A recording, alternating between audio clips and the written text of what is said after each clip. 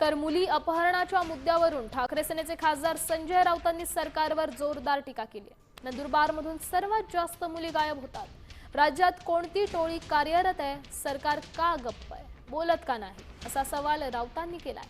तर बेपत्ता झालेली 90% पेक्षा जास्त मुलं सापडतायत असं स्पष्टीकरण गृहराज्यमंत्री योगेश कदमांनी दिलं।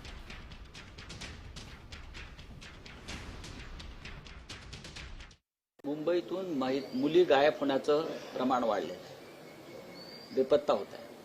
महाराष्ट्राच्या अनेक नंदुरबारमधून सगळ्यात जास्त मुली गायब होत आहेत। कुठे जात आहेत त्या? कोणत्या टोळ्या काम करत आहेत? महिला लाडक्या बहिणींच्या संदर्भात फक्त 1,500 रुपयांवरच तुम्ही महिलांना खुश ठेवताय। महिलांवर अत्याचार होत आहेत, महिला पळवल्या जात आहेत, पलायन केलं जात आहे, मुली पळवल्या जात आहेत। त्याच्यावर कधी फडणवीस आणि मिनते बोलत नाही।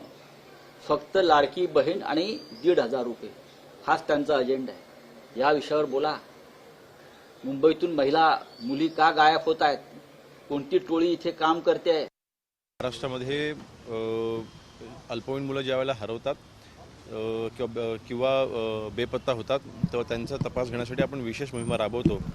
आणि या विशेष मोहिमांच्या वेळेला एक गोष्ट लक्षात येते की अनेक मुलांच्या मिसिंग कंप्लेंट फाईल नसलेल्या मुलांना देखील आपण शोधून काढलेलं आहे। तर जवळपास जी मुलं हरवतात किंवा बेपत्ता होतात, मिसिंग कंप्लेंट असो किंवा नसो, ज्यावेळेला ह्या शोध मोहिमा होतात त्यावेळेस 90% पेक्षाही जास्त मुलं ही पुन्हा आपल्याला सापडतात। ह्या विषयाकडे माननीय मुख्यमंत्री महोदयांनी देखील अतिशय गांभीर्याने लक्ष दिलेलं आहे। त्यांनी देखील गंभीर सूचना ह्या संबंधित अधिकाऱ्यांना देऊन या सर्व मुलांना आपण शोधलं पाहिजे की ते ज्या मोहिमा आहेत त्या अग्रेसरीला आपण भविष्यात देखील केल्या पाहिजेत अशा सूचना दिलेल्या आहेत।